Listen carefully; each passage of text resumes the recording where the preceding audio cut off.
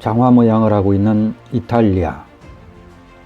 발 뒤꿈치 부분에 남부 풀리아주가 자리 잡고 있습니다.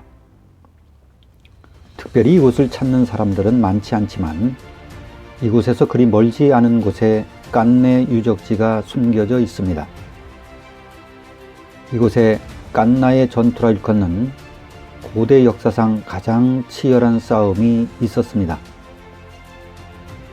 기원전 218년 75만 명의 동원력을 가지고 있었던 로마에 대항하여 2만 6천 명의 병력으로 침공해온 한니발은 숫자로만 보아도 무모한 감행이었습니다. 그러나 그는 스페인 피레네 산맥을 넘고 알프스를 넘어 이탈리아 북부에 진입한 후 파죽지세로 남하하였습니다. 피레네 산맥을 넘을 때 병력이 5만 9천이었고 프랑스 남단 갈리아를 지나 론강을 건널 때 4만 6천이었으니 1만 3천을 잃은 것이고, 그 후 보름간 알프스를 넘어 이탈리아 땅에 내려선 지점에선 보병 2만과 기병 6천이었으니 여기서 잃은 손실된 병력만도 2만이 넘습니다. 출발 당시 생각할 때 전투도 하지 않고 잃은 병력이 무려 3만 3천이 넘었습니다. 하지만 29살의 젊은 한니발의 머리엔 이것까지 계산을 다 넣고 있었습니다. 로마군은 트레비아 패전으로 북쪽을 상실하면서 한니발의 남하를 저지하지 못하고 있었습니다. 승전을 올리며 남하하던 한니발군은 기원전 217년 트라시메노에서 역사의 한 페이지를 남겼습니다. 지금도 이탈리아 움브리아 지방의 트라시메노 호수에 가면 주도 페루지아로 넘어가는 동북쪽엔 긴 구릉지대가 형성되어 있습니다. 2200년 전 한니발의 군대가 바로 이곳에 매복하고 있었습니다. 야간 습격을 두려워한 로마군은 이른 아침에 이곳을 통과하고 있었습니다.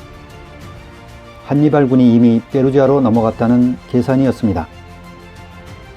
그러나 짙은 안개 속에 한 치 앞도 분간할 수 없는 상황에서 한니발군은 남쪽 호수 부분만을 남겨놓고는 로마군을 사면초가로 만들어버렸습니다.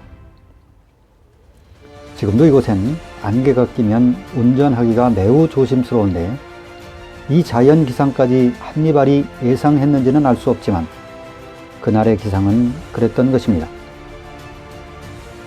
그날 전투는 전투가 아니라 살육이었습니다.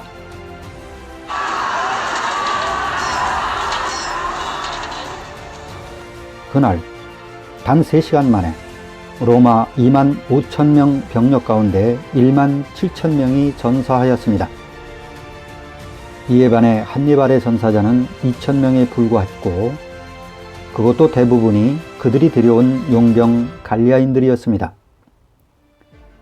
그날 로마 총서량관 플라미니우스도 전사했습니다. 이 전투 이후 당시 로마에선 한니발이 온다고 하면 우는 아이들도 울음을 그쳤다고 합니다. 트라시메노 전투로 중부 토스카나 지방을 잃어버린 로마인들은 이제 그곳으로부터 불과 사흘이면 당도할 수 있는 한니발의 군대를 생각하며 떨고 있을 수밖에 없었습니다. 로마는 이제 보병 2군단, 기병 2군단의 병력으로 한니발과 엇비슷한 병력으로 대치할 상황이었습니다. 그러나 한니발의 행동은 항상 예측이 빗나갔습니다. 한니발은 로마를 바로 공격하기보다 우선 주변을 정리한 다음 로마를 괴멸시키고자 하였습니다. 이것은 1차 포에니 전쟁의 패전으로부터 얻은 교훈이었습니다.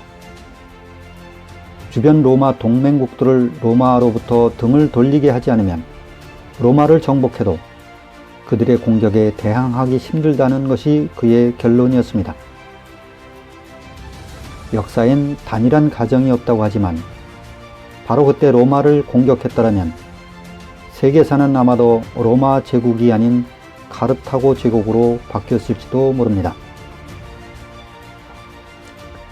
이탈리아 남부로 기수를 돌린 한니발에게 로마군의 대항법은 그를 건드리지 않는 것이었습니다. 그러나 1년에 걸쳐 전투력을 증강시킨 로마는 기원전 216년 보병 4만과 기병 2,400, 그리고 동맹국 보병 4만과 기병 4,800, 총 8만 7천의 병력으로 한니발을 추격하기 시작하였습니다.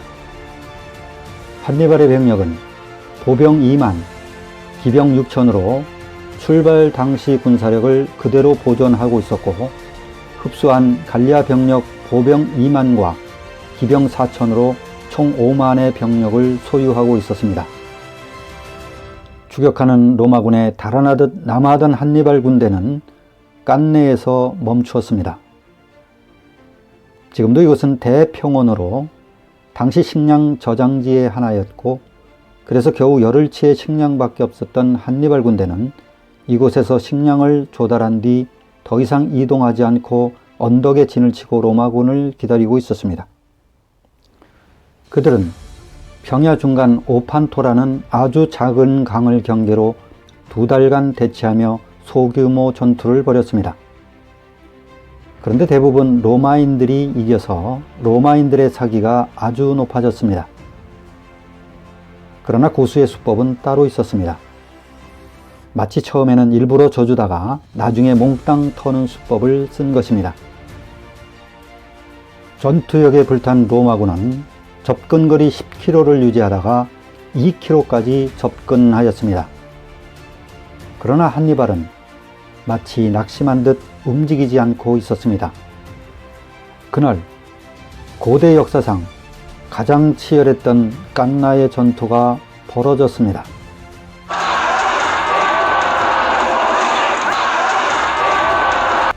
먼저 로마군의 전면 공격이 시작되었습니다.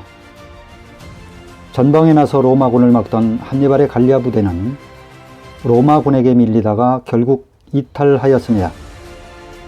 이로 뒤에 배치되었던 한니발의 정예부대가 로마군과 정면 대치하게 되었습니다. 그러나 한니발의 정예부대도 악천고투로 막아내고 있었으며 결국 로마군에게 밀리기 시작했습니다.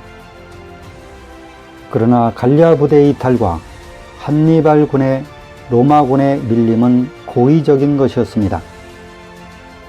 소승달 모양으로 전선을 배치한 한니발군은 먼저 양쪽 기마병들이 로마군 후진을 협공하고 있었습니다.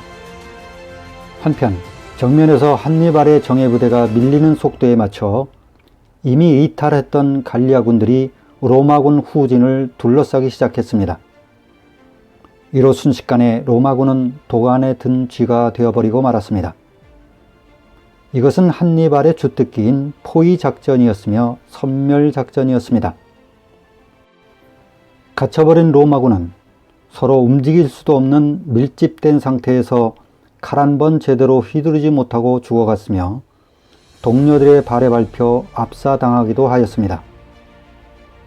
그날 로마군의 희생자는 8만에 가까웠습니다. 반면 한니발의 전사자는 불과 5,500명이었고 그나마 3분의 2는 갈리아 병력이었습니다. 당시 로마군 지휘관들의 손에서 빼낸 금반지를 쌓아놓았는데 마치 산과 같았습니다. 로마군 총사령관 바로는 기병 50기만 이끌고 도망하였고 남은 자는 겨우 보병 4천과 기병 200에 불과했습니다. 전부 합쳐도 5,000명이 채 안되는 숫자였습니다. 군장들은 한니발에게 때를 놓치지 말고 바로 로마를 공격하자고 제안하였습니다. 그러나 한니발은 아직도 시기상조로 생각하고 있었습니다. 그는 로마의 붕괴를 로마 동맹국의 붕괴로만 완전히 이루어질 수 있다고 생각하였던 것입니다. 이러한 그의 생각은 결국 눈앞에 둔 로마를 영원한 시간으로 돌려버리고 말았습니다. 14년 동안 이탈리아에 머물며 때를 기다려온 한니발에게 급보가 날아왔습니다. 로마 명장 스피키오에 의해 역으로 본토 카르타고가 급습을 당한 것이었습니다. 이에 한니발은 로마 점령을 목전에 두고도 결국 풍전등화에 놓인 본국을 구하기 위해 철수할 수밖에 없었습니다. 기원전 201년 카르타고 자마에서 일대 마지막 전투가 벌어지고 있었습니다. 당시 로마 스피키오의 병력은 4만이었고 한니발 군대는 5만으로 숫자적으로 우위에 있었고 어디까지나 홈 경기였습니다. 그러나 이미 한니발의 전술을 3번의 전투를 통하여 읽어버린 스피키오는 우선 돌진하는 코끼리 부대를 무력화시켰습니다. 부대 전열을 넓게 잡았다가 코끼리 돌진 시 전열을 일직선으로 좁혀 통로를 내었고 직진으로 돌진하는 코끼리를 그냥 통과하게 하였던 것입니다. 이로 전투의 양상은 완전히 바뀌어 로마군을 포위하려던 카르타고 군이 오히려 역으로 포위당하며 전멸당하고 말았던 것입니다. 5만 병력 중 살아남은 자가 겨우 4천에 불과했습니다. 패전한 한니발은 시리아로 망명하였고 이후 그곳에서 18년 동안 재기를 위해 노력하였으나 결국 기원전 183년 천추의 한을 풀지 못하고 쫓기는 상태에서 자살로서 그의 60여 년의 파란만장한 생을 마감했습니다. 이후 37년이 지나 기원전 146년 3차 포에니 전쟁 속에서 700년의 화려했던 고도 카르타고는 로마군의 공격에 불타며 영원히 지구상에서 사라지고 말았습니다. 한니발이 깐나의 전투 후 곧바로 로마를 공격했다면 어떻게 되었을까요? 한니발이 주저했던 이유는 2000여 년이 지난 지금도 여전히 의문을 던지고 있습니다. 죽은 자는 말이 없습니다. 단지 역사의 주관자는 하나님이심을 말해줄 뿐입니다. 시오나 나나미의 로마인 이야기엔 다음과 같은 에피소드 한 편이 있습니다. 자마 전투가 끝난 후 9년이 지나 한니발과 스피키오가 로드 섬에서 만났습니다. 비록 두 사람은 전쟁터에서 맞서 싸웠던 사이였지만 서로를 존중하고 있었습니다. 스피키오는 한니발에게 경의를 표하며 정중히 물었습니다. 우리 시대의 가장 뛰어난 장수는 누구라고 생각하십니까? 한니발이 즉석에서 대답했습니다. 마케도니아 왕 알렉산더요. 그는 인간이 생각할 수 없는 경계를 훨씬 뛰어넘어 정복한 업적은 실로 위대하오. 스피키오가 다시 물었습니다.